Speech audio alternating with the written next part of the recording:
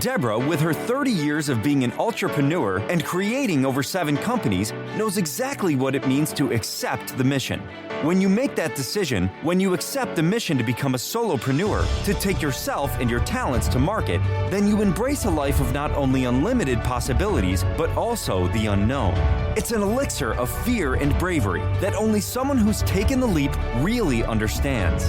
On our show, Deb digs deep with her guests to highlight what you, the listener, wants to know. The stories, the whys, and the hows to navigate the journey to success. Get ready to hear from some of the most incredible mission takers from Generation Z to Boomers. So sit up, perk up, and get ready to be blown away. Now here is your host, Deborah Drummond. I am so excited. I'm always excited. I'm excited because you guys are here.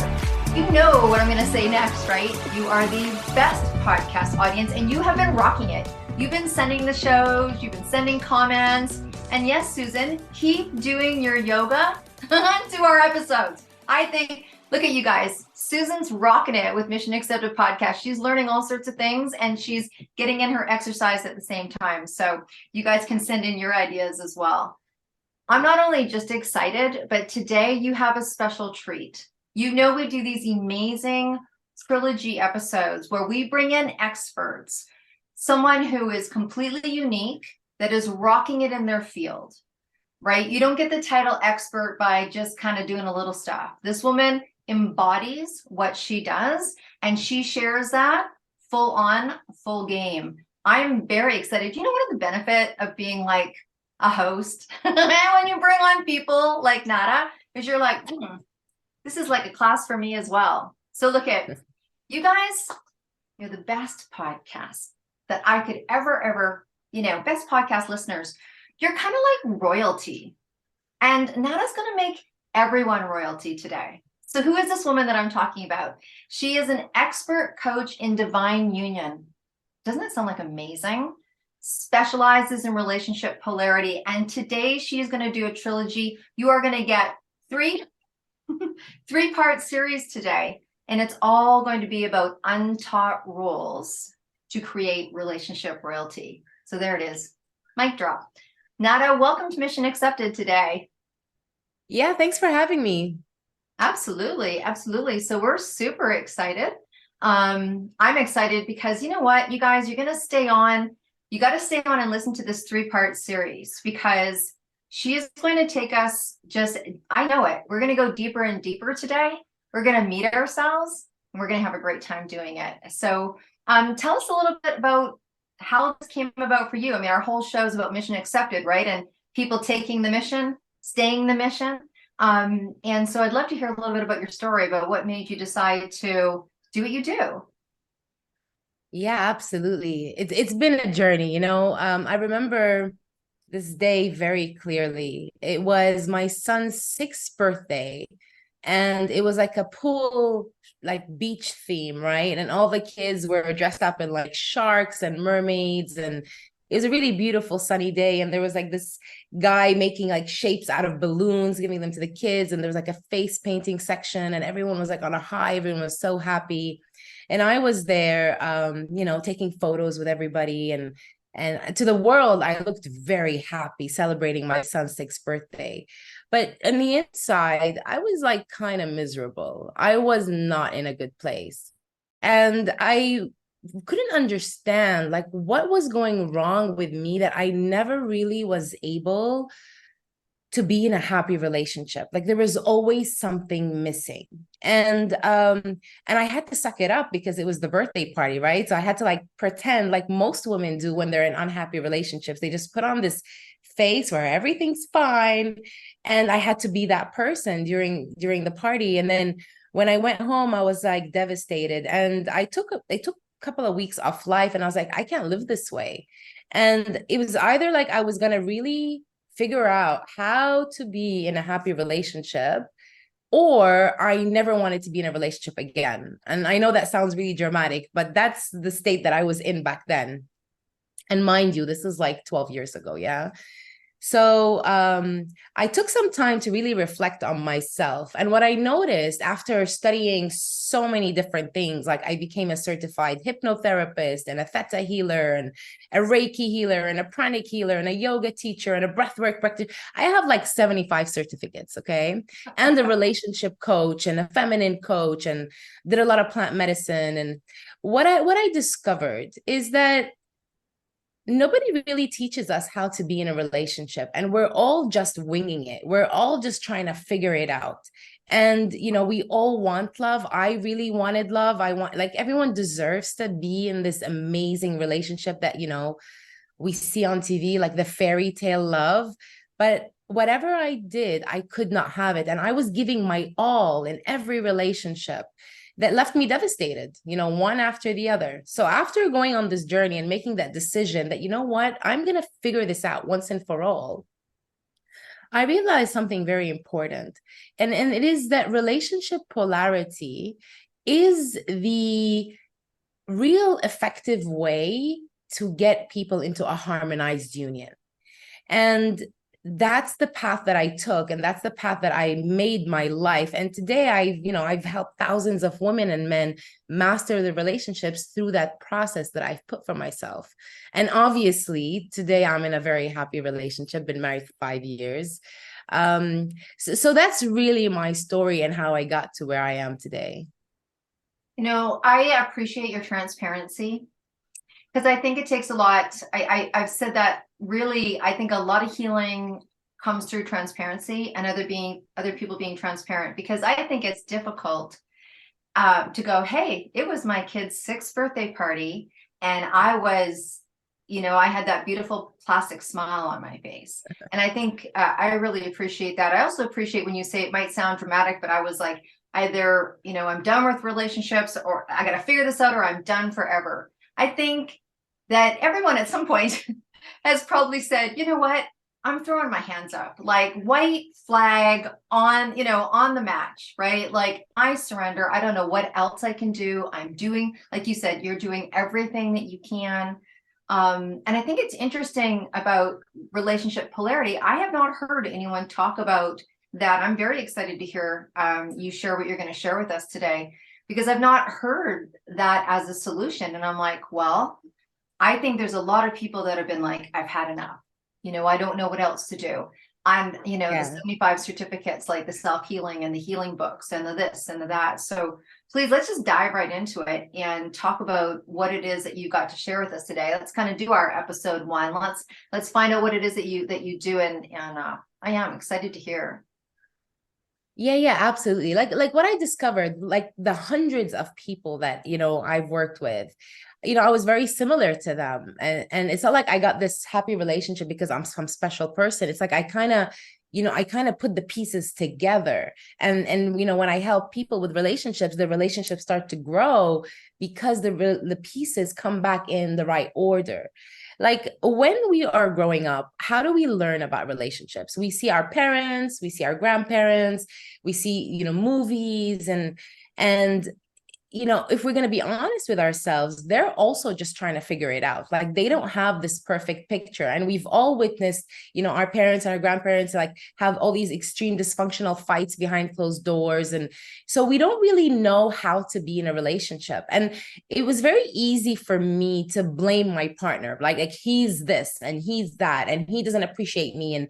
But I took a moment and I was like, okay, what am I doing? Like, let's come back to reality, because at the end of the day, the way we show up in the world is the way the world shows up for us. So I'm like, what am I doing that I'm not seeing that was creating all this dysfunctionality? Even though I was doing everything with good intent, I realized that I was doing 3 things that were creating complete distortion in my relationship. And the first one is I was mothering my partner. So I would take on the over nurturing role, where I would be that good woman that did the right thing all the time, like most women are taught. But what I didn't realize is that actually demasculinated the man, right? It kind of started, and most women that I work with share the same story. Like, I feel like I'm with a man, and I feel like I'm with a boy in a man's body. And the men that I work with, so like the couple, they say, oh, I'm always controlled, right? I'm always controlled by my woman. But it goes back to that mothering role. So when a woman takes that mothering role, what starts to happen is she drops it magnetism. She's no longer this interesting, mysterious woman that she was in the beginning, because she put on that mothering hat. So what happens, because everything at the end of the day is energy, and the way I treat you is like sometimes you meet people you feel really good, sometimes you meet people you feel crap. It's because energy matters. So if a woman shows up in her mothering role, with time the man is going to drop into a little boy role, and then he's not going to feel masculine, so he's going to feel controlled and he's going to rebel. So what happens in that relationship? The polarity goes off track, and then eventually they move on from that honeymoon phase into this constant bickering and arguing, always trying to make it work, always trying to figure it out. And then it never really works out. Their sex life goes down the hill, their communication goes really bad, the intimacy is not there, and they're unhappy, they're unfulfilled. So that's the first thing, like the mothering role. The second thing is that in a relationship, like we are always growing, as people. We're always evolving, we're always healing something, and we're always learning something new. And a lot of couples, and that was me, right, long time ago, but I'm talking from like the people I work with, like a lot of couples, like what's missing is that partnership, that friendship that's built on like trust and respect and loyalty. And most important, like conscious conversations, like being able to be authentically yourself, no matter what is going on, knowing that you're going to be held, you're going to be supported, and you're going to have a friend to walk you through what's going through.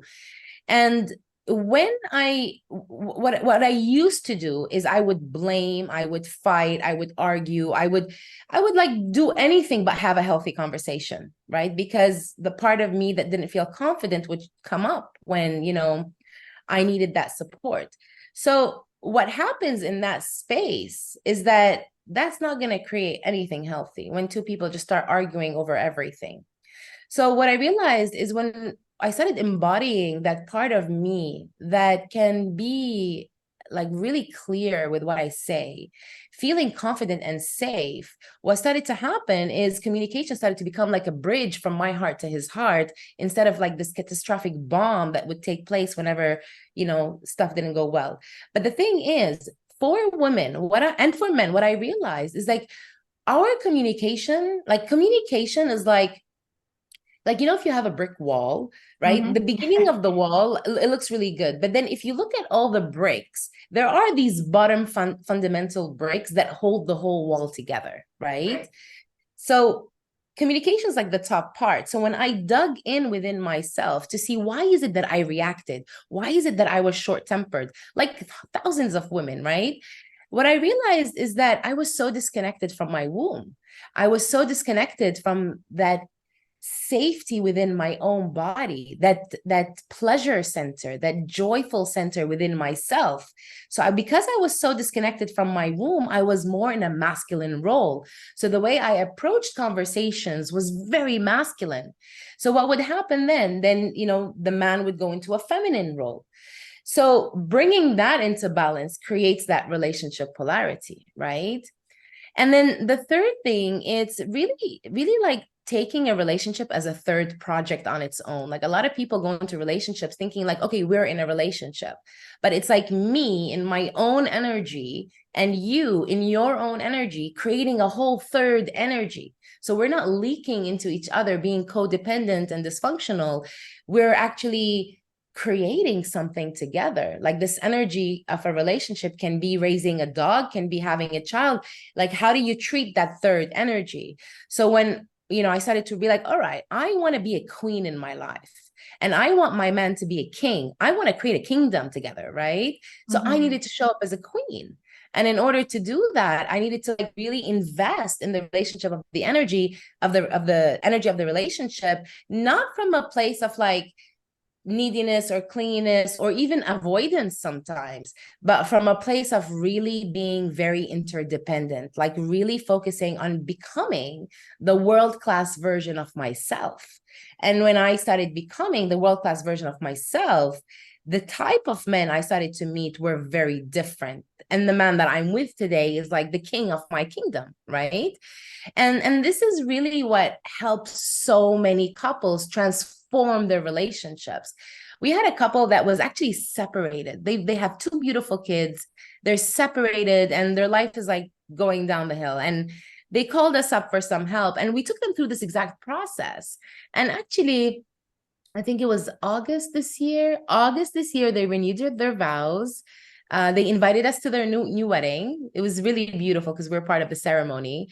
And, you know, they just started a whole new page with a completely different harmonious flow because they got that relationship polarity in place. Wow. Let's take a digestion. Let's let that digest. I imagine, and, you know, correct me if I'm wrong. I mean, what you describe is very blissful, but I'm sure there's a process to it. And I can hear it, like, you know, and I'm sure you get this. So when I'm doing a show, it's like you can hear questions from the audience, even though they're not exactly listening right now. And I'm sure you've heard this.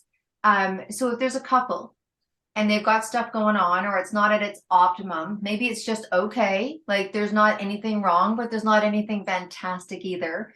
Or they're like, ooh, I recognize some of the stuff that she just said. It's like, ooh, I can react. Or what do you say to that person that's like, I'd love to be able to, you know, have a conscious conversation with my partner, but they're not into that even vocabulary or that terminology. Like, what if one person's wanting something different and the other person's not really? Like, do you get that question? Do you come up against that?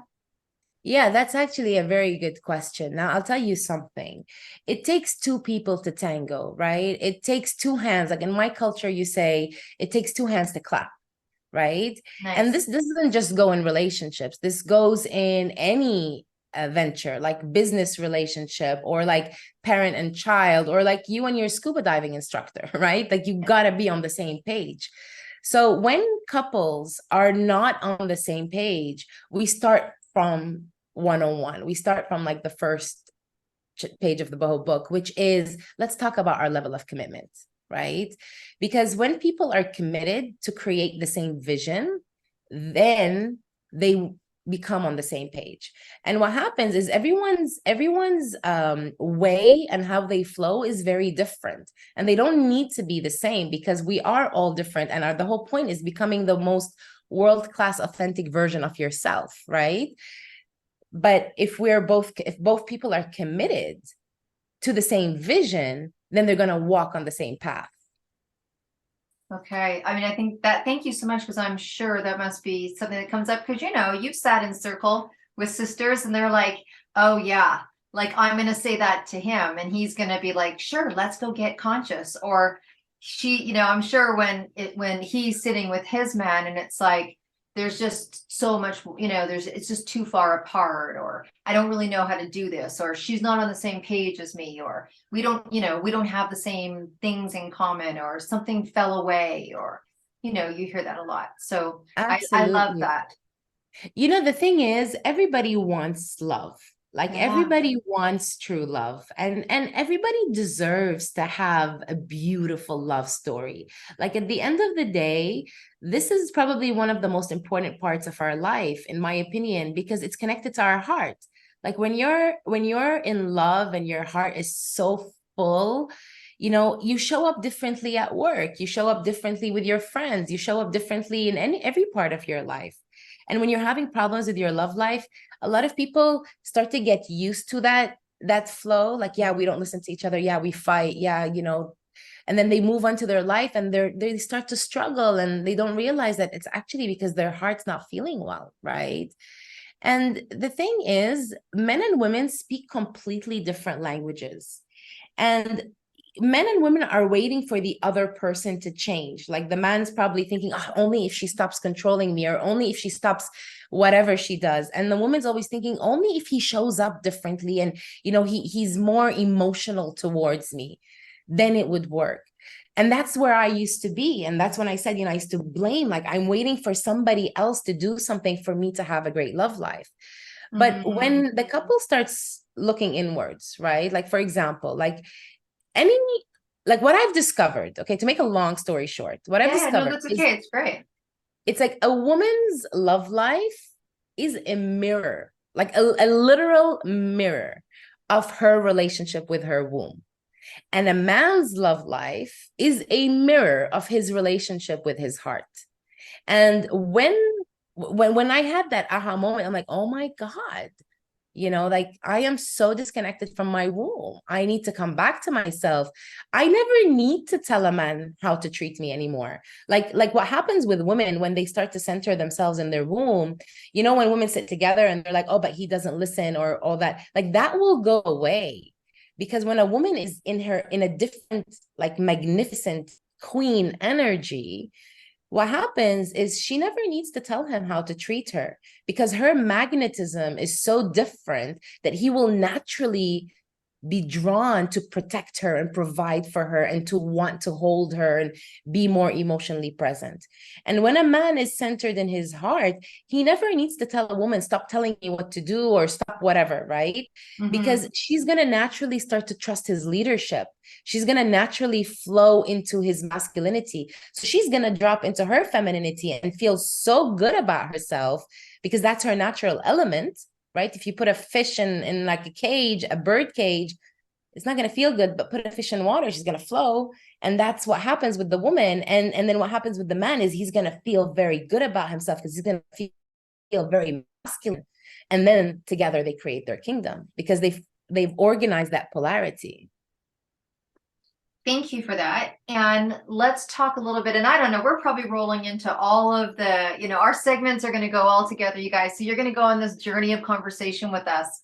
And I love it. So let's talk about this womb, because I could imagine that there's a few people out there going, I have no idea what she's talking about. And I'm going to come off this podcast and go, I'm going to drop into what? Like, how do I do that? I think people can hear the benefit. I think it's easy to hear when you speak, and you're so elegant when you speak, Nada. It's like I can visually just see this whole thing coming into play like a puzzle. But I can hear people like, well, how and what? I mean, yeah, we can hang out with you and you can probably walk us through it, but when someone, what would that look like? What does that mean for a woman? Like, I'm really glad you brought that up because you're right. Like, a lot of women cannot even associate what the two have to do with one another. Like, how is my relationship connected to my womb? Yeah. And a lot of women actually that I first start working with, they have no idea that their womb is more than other than having a baby and getting a period. Like, they don't know that their womb is actually much more than that, right? Yeah. So this is a very good point. And we can talk about the men and their hearts at one point too. Absolutely. Now the thing is, like, our wombs are very sacred. And if somebody told me 15 years ago, Nada, one day you're going to be talking about the womb, I would have been like, what? Because I used to be a tomboy. I used to be so disconnected from my womb that if you told me womb, for me, it was intercourse, period, babies. That's it. Yeah. And I didn't even know I had fallopian tubes. I didn't even know the biology of my womb. I was such a tomboy. But oh my God, thank God I went on this journey because my whole life changed.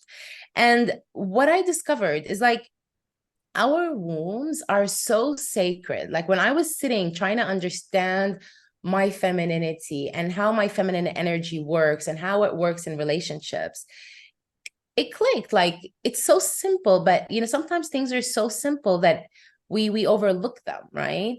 Like, let's go back to the prime creator, okay? God, the universe, whatever anyone believes in. Like, humanity was created at one point. We don't know who, how, why it was created, but we exist as a species. And our species, whoever created humanity decided, okay, so for this species to continue, they need a place so I can send spirits to become babies. And that place, that portal, is the womb. So the womb is actually a very sacred space that keeps our species alive. It's a very, very, very incredible organ that we have. Now, if you go back in societies, like before all world wars and all of that, women were actually treated like priestesses. Women were considered very royal, and women, when they were on their menstruation, were actually treated even more royal. And I was looking at that. I was like, why is that when I was taught the opposite? Like I should hide myself and be ashamed of myself and not speak about these things out loud, you know? It's like taboo and stuff. So what I started to understand is actually there's a lot of energy in the womb. And for me, the energy world fascinates me because it's the energy world that makes the physical world move. And what I realized is we carry something called magnetism in our womb. Okay. Now, women that are disconnected from their womb, they're very masculine. Not because they're masculine, it's because they're very electric. I'm talking science here. Like we are electromagnetic beings. So they become very electric. And when women are electric, they can't be magnetic, right? So if a woman is electric, she's never going to meet an electric man. So she can't really be with a masculine man. And if she's electric, she's going to attract a magnetic man, which is a man that is leaning more towards the feminine side. And then she's going to complain because she wants somebody more masculine than her. But in order for her to meet that masculine or even transform the energy in her existing relationship, she has to drop into her magnetism. So it's like energy attracts, right? So if you have magnetism, you're going to get electricity. If you have electricity, you're going to get magnetism. So, and that magnetism is inside the womb. It's inside the ovaries. It's inside the womb. Kind of like the energy of love and forgiveness is in our heart, right? Kind of like the energy of logic is in our brain. So that magnetism is in our womb.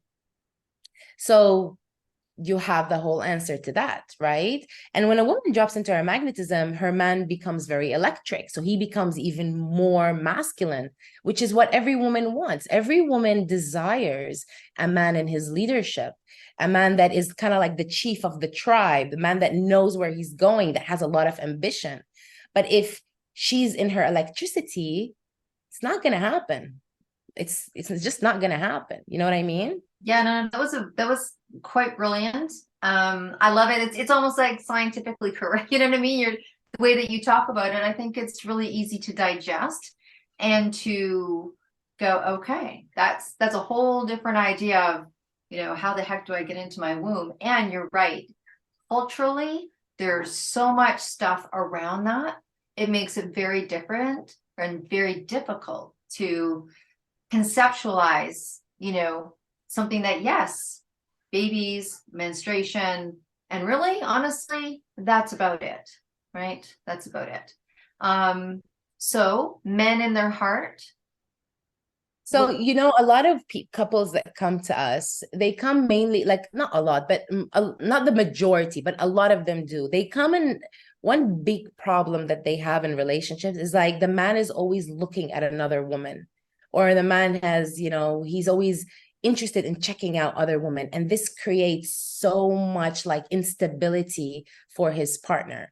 And when I look at the science, or when I look at what's actually happening, is like he's actually looking at women, and this is always the case, right? He's looking at women that have more magnetism. So because he's craving that spark that's going to bring him back into his masculinity, because the partner he's with has a lot of electricity. She's become very masculine. So when we work on her energy and her womb energy, and she drops into her femininity, he becomes super loyal. Now, this is not to excuse anybody that's cheating or having an affair. Like, this is not what I'm saying here. But what I'm saying is that it's even to that extent that because men are very primal, like women are not as primal as men. Men are very primal and they function from like a yang energy, right? So they're always looking at survival, and they're always looking at, you know, where they can seed. And they need magnetism. It's like they live off of magnetism.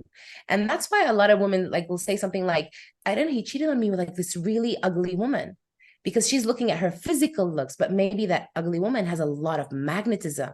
That's what men need. It's like women crave emotional support from their partners, which they never get. But men crave that magnetic, sensual, soft energy. And a lot of women think that if they were going to be sensual and soft, then they're not strong anymore. and they're not powerful anymore. But what I realized is the softer I got, the stronger I became. The softer I got, the more powerful I became. So it's a really interesting dynamic. And it goes the same way with men and their hearts. Like women are disconnected from their wombs, men are disconnected from their hearts because growing up, they're taught you can't feel because then you won't be a man. If you're emotional, or if you cry, or if you have any emotion, then you're not macho enough. So that's like discrediting his honor as a man. So what do? They disconnect from their heart. They want nothing to do with their heart because they want to keep their pride, like they're a man, right? But that's not going to work in relationships because, it's the emotions that build the relationship. It's the emotions that create that deeper intimacy and that sacred connection. And, the same way a woman comes back into her womb, when a man comes back into his heart and he feels that safety to be vulnerable in his emotional expression, and being emotional doesn't make him a wimp, doesn't make him a sissy or whatever society has labeled emotional men, then he will actually rise even more in his strength because he will have that compass of his heart open. You know what I mean? Yeah, I know exactly what you mean. It's I can definitely see when we were talking pre-show on how you described the polarity, right? Because what we think, if you drop into, and I think about all the people I know. All the people I've known in relationships, some friends that have been married forever. And I remember going to my aunt in my first year of being married. And I don't know about you guys, but the first year of marriage is interesting, right? And people are like, oh, the first year of marriage, it's like, because you're like, oh, it's going to be all bliss. And then I remember, having our first fight when we were married. And I was like, I didn't know what to do. I was like, well, I can't tell him to leave, and I'm not going to leave because apparently now we're married. And it was so mind interesting, right? So I'm like, well, what do we do? And I remember going to my aunt, and she had been married like almost 40 years. And I called her up. I'm like, let's go for dinner. She's like, okay. And so I said to her, okay, so you've been married for a really long time. This first year of marriage is interesting. And we'd been together already. We lived together. Like, this wasn't like, we lived in separate houses and came together. And I said to her, I said, how do you do it? And she kind of looked at me, and I was like, if you could do it all over again, would you get married? She's like, absolutely not. And I was thinking, oh, wow, I'm asking the wrong person. But not, you know what I mean? We kind of had a little josh about it. A whole different generation, right? But the interesting thing is, we all know people that have been happy, not this, not that, all these different people, like they're trying, but everyone's got these different set of rules, right? Like in this house, it was okay to be emotional for a guy, or this not. And sometimes people have changed where, I've seen colleagues of mine become single parents of 2 or 3 kids, and their femininity goes out with the laundry pile. And all it is just, I'm doing. Like, you see a lot of people taking on roles or holding the world up. And I think that a lot of times they go into survival. And I don't think men are in their heart when they're in survival, the way you're describing it. And I don't think women are in their womb when they're in survival very often, right? So very interesting. Yeah, and like when people center in their womb and their heart, what happens is not only relationships just get aligned, but workflow, money, like life in general, because you're in your element, right? You are in your natural element, so everything works differently. Those days you wake up feeling great, the whole day is going to go well. You're going to be like, oh, coincidences start to happen, and people are really nice, and you're like, oh, I'm having a great day. And those days you wake up grumpy and on the wrong side of bed, you start to realize people aren't so nice, and you stub your toe in the wall and everything just goes wrong. Yeah. So when you are in your womb and when men are in their hearts, you're in your elements. So those good days becomes a life. It doesn't become just good days during a week. It becomes a life. So you have that energetic momentum of, how do you get that energetic momentum to really align yourself to who you were always supposed to be energetically. So I love our conversation. I'm loving the dialogue. I'm loving the description. I think everyone's kind of doing a little bit of this, right? A little bit of this. what do you say to men and women that are out there where, like yourself? I mean, it sounds like your relationship really changed. You changed with yourself, but there's people that are out of relationships or single, or they're like, done. Like, done. Like when you described that, I was like, I know a lot of people that are like, I'm so done. So people that are not in relationship, how do they utilize the information that you're sharing? Like, do you have people that are single that come to your thoughts as their person? Absolutely. Yeah.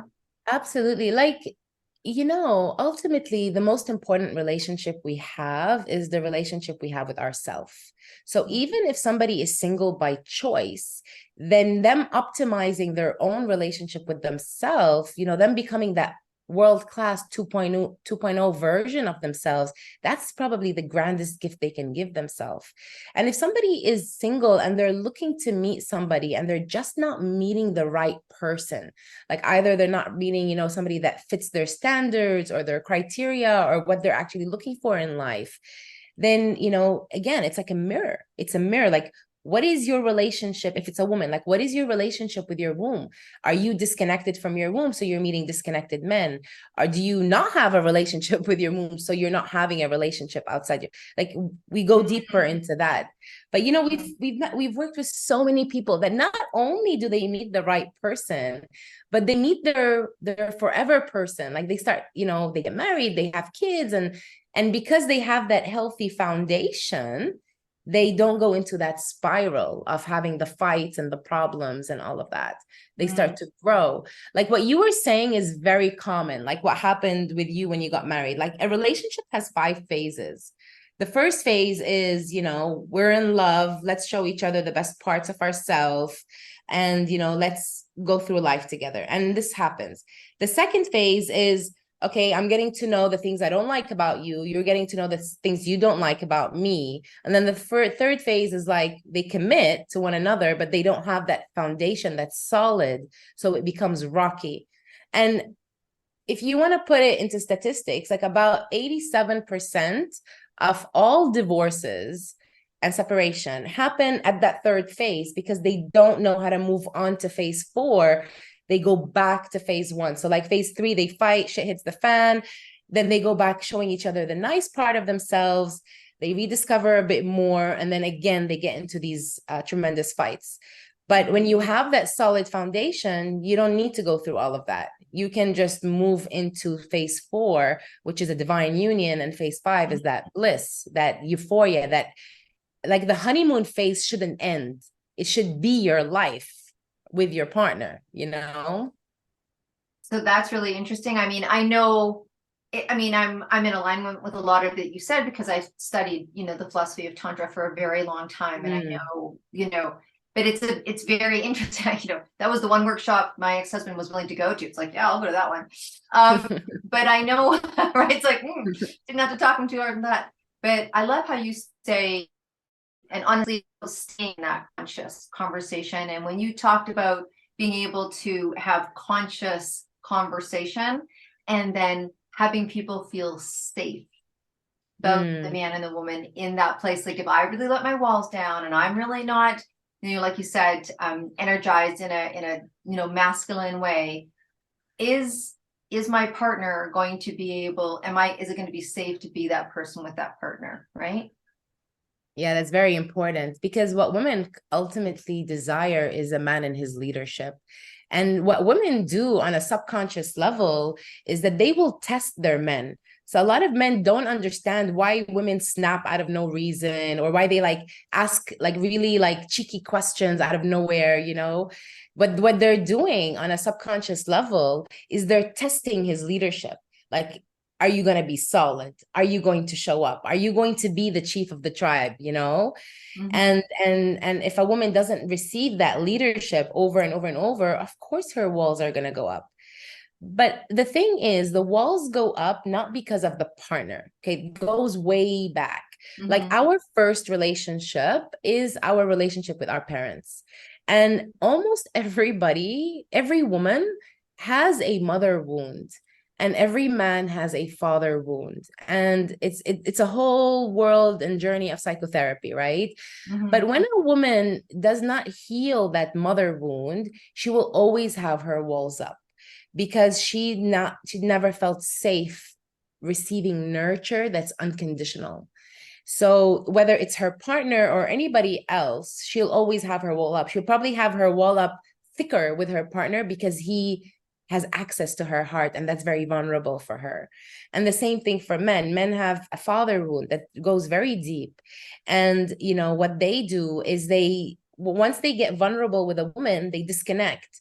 And that's why they'll disappear for 2-3 days, even though they really like the woman or they love her or whatever.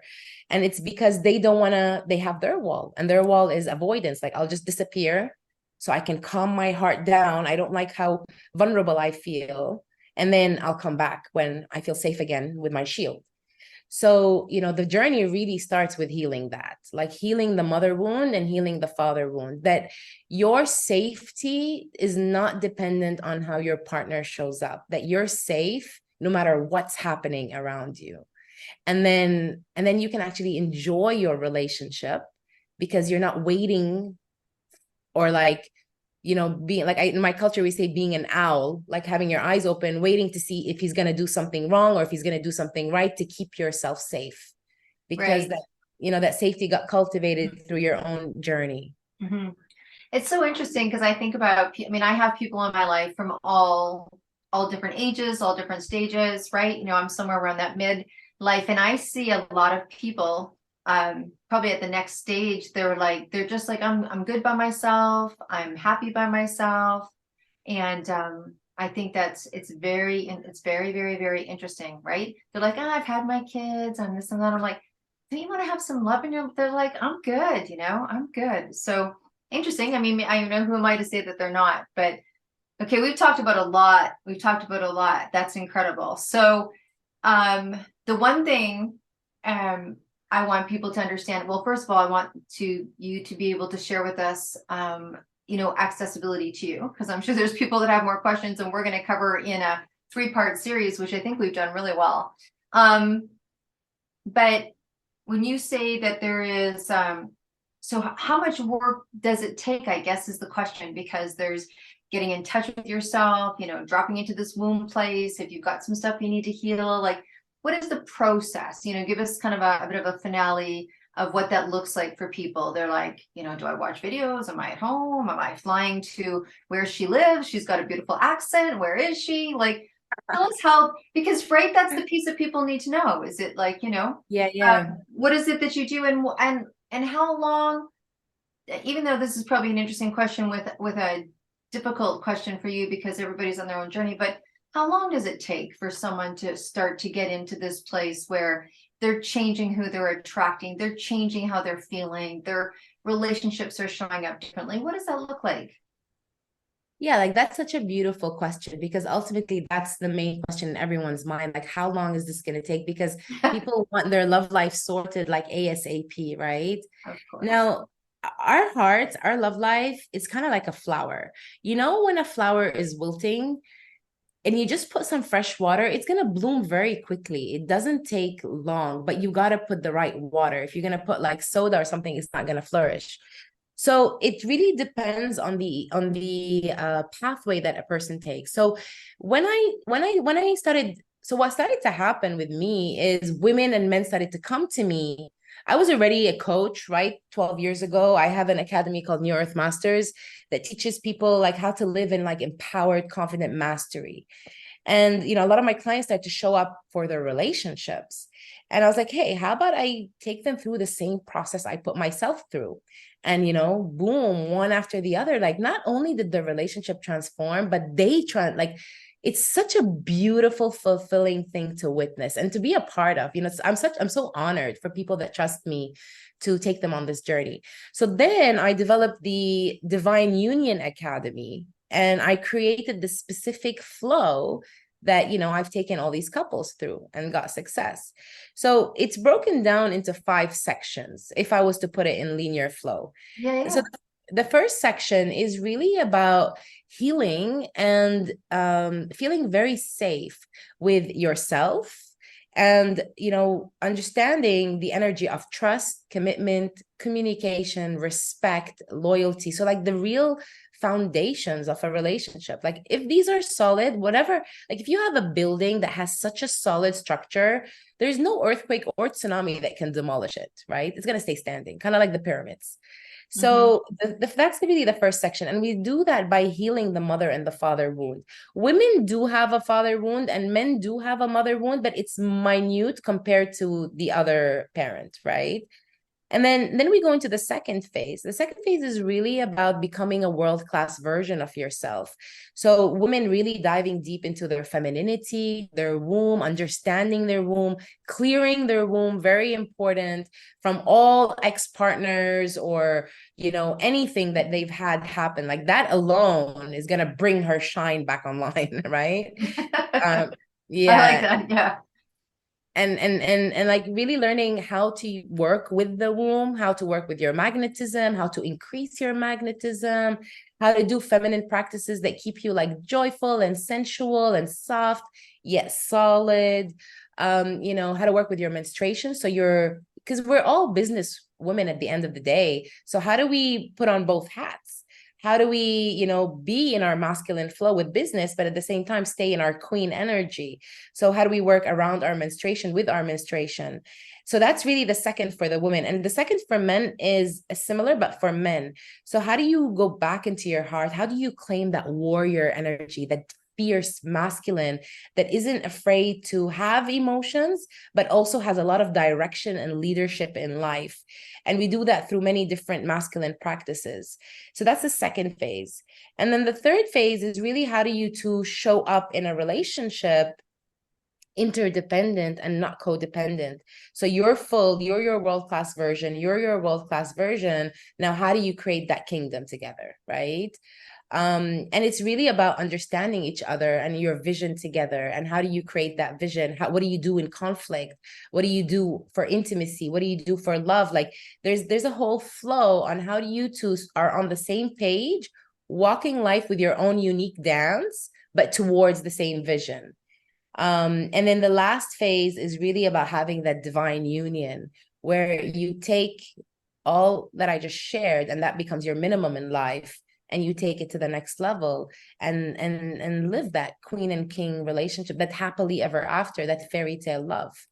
So that's really what the Divine Union Academy is all about. And it doesn't, the time wise, it really depends on how much people spend on it.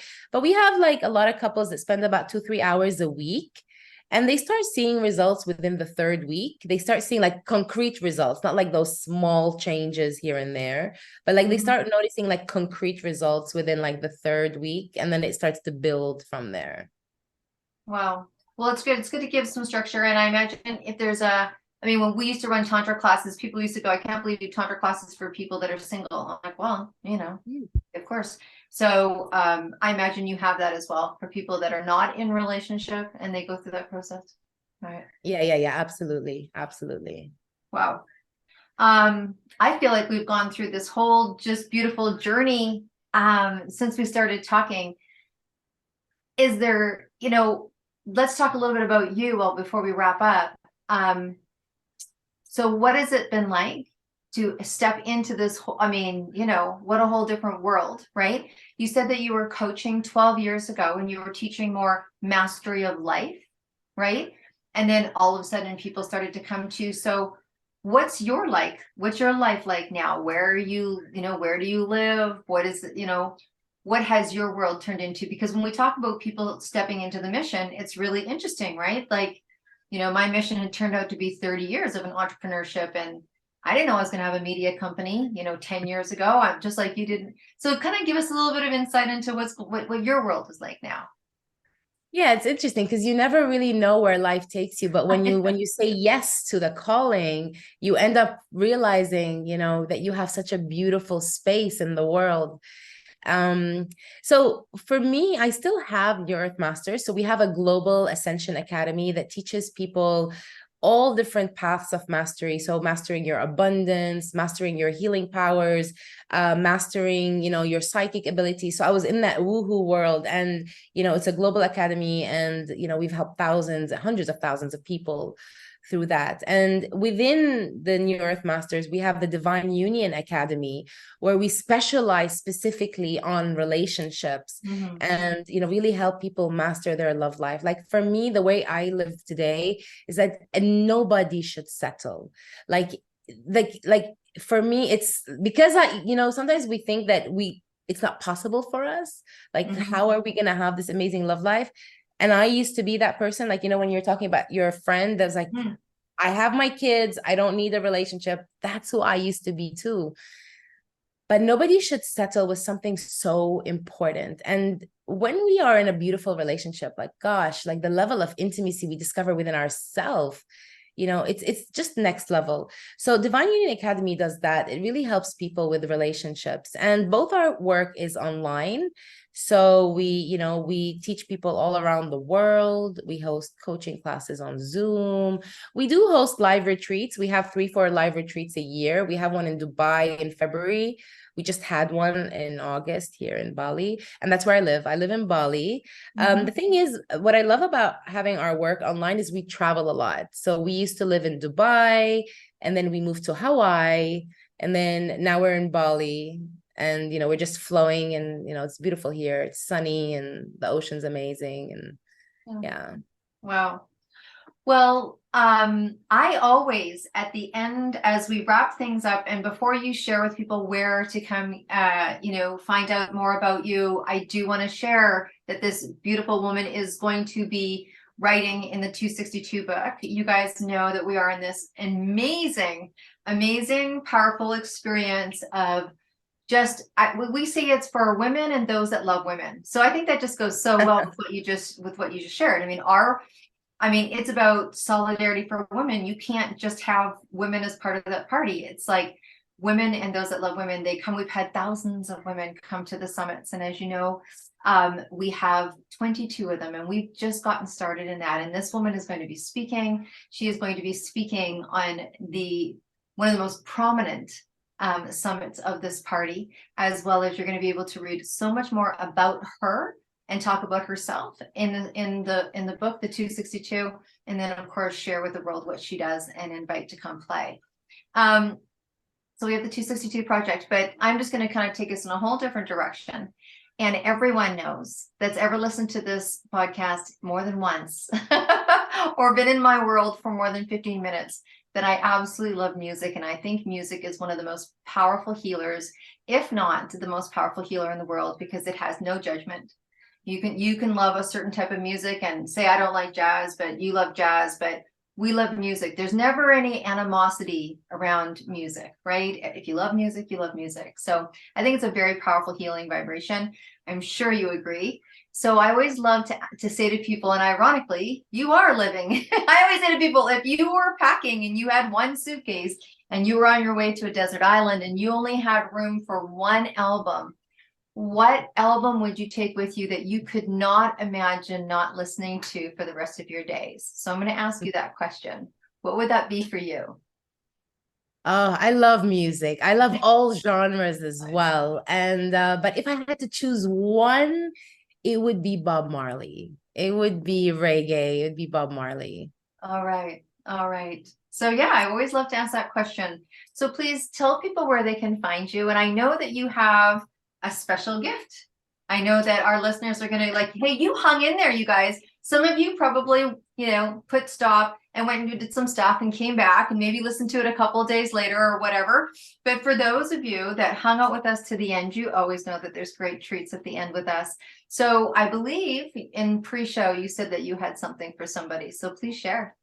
Yeah, absolutely. So, so I'm giving away one of my signature masterclasses. It's called The 5 Hidden Secrets to Instantly Amplify Your Intimacy and Your Sexual Connection in Relationships.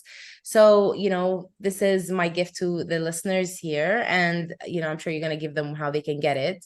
Maybe there's going to be a link somewhere next to this video. Yeah, absolutely. They'll have all your information. Yeah. And and watch the whole masterclass. Like for me, this masterclass is the one that's filled with gems. It's like one of my favorite ones. And if you want to find me, you can simply head to divineunion-academy.com. So it's divineunion-academy.com. Awesome. Okay, so we are going to, until we meet again, my friend, any last minute anything, whether it's got to do with your business or life, is there any last message that you would like to share with our listeners today? Yeah, absolutely. I want to share the gift of loving yourself. So if you're going to take anything from, our whole talk today, just give yourself a bit more love. Like you deserve to love yourself. You deserve to give yourself a bit more today. You're an amazing person that has an amazing personality, and you don't need any more things in your life to make you great. But what you do need is just to acknowledge yourself and to tell yourself, you know what, I deserve the best. And only you can give yourself the best in life. So give it to yourself. All right. I'm going to drink that one. I'm going to drink that one in. Thank you so much for being with us. And you guys, you know how much you mean to me. We are so grateful for you as listeners. And I am sure, just like we promised in the beginning, that you feel a little bit more royal. You feel a little more like I deserve something. You feel like I'm going to take some action and maybe I'm going to come out of my shell a little bit, or I'm going to warm up to that idea, or I'm going to stand up to that idea. So we know we're going to see you in the stand up, speak up, and show up events. But you know what? If you want to be sitting where Nada's sitting and you've got something really beautiful and incredible that you want to share about your mission, you want to talk about whatever that has been like for you, then you know what to do. It's really easy. It's deb@debdrummond.com. I made it super easy for you. Or you can just go to debdrummond.com and send me a little message in the contact, and we'd love to have you on the show. So thank you for being you. Thank you, Nada, so much for sharing and being transparent and thorough. And thank you for doing this trilogy of teaching for us. We're super grateful. Thank you for everything that you do. And until we see you again, you guys, you be well and stay groovy. Bye for now.